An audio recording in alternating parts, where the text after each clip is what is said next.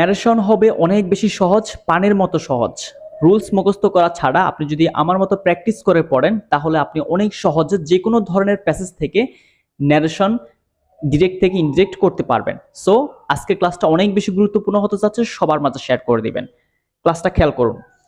I said to the old man, আমি বৃদ্ধ মানুষটিকে বলছি, হোয়াট আর ইউ ডুইং, আপনি কি করছেন? I am watching the boys, আমি বালকদেরকে দেখতেছি সুইমিং ইন দ্য পন্ড, যারা হচ্ছে সাঁতার কাটতেছে পুকুরে।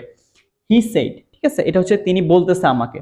সো এই ক্ষেত্রে আমাকে কি করতে হবে? ফার্স্ট অফ অল হচ্ছে আমি সহজভাবে বলতেছি, বইয়ের মতো কঠিন ভাষায় বলতেছি না। দুইটা অংশ থাকে, একটা সেডের অংশ আর একটা হচ্ছে যেখানে কথাগুলো লেখা থাকে, ঠিক আছে, ইনভার্টেড কমার মাধ্যমে। ওকে, সো ফার্স্ট অফ অল আপনার কাজ হলো সেইডকে পরিবর্তন করতে হবে এই অংশ দেখে। যেহেতু এখানে হচ্ছে কোয়েশ্চেন করা হয়েছে, তার মানে আপনাকে আস্কড লিখতে হবে, ঠিক আছে, এবং লাস্টে কোয়েশ্চেন মার্ক দেখলে আপনি কিন্তু বুঝতে পারেন। তার মানে আই আস্কড কাকে? দ্য ওল্ড ম্যান, ঠিক আছে, এখানে টুটা উঠে যাবে।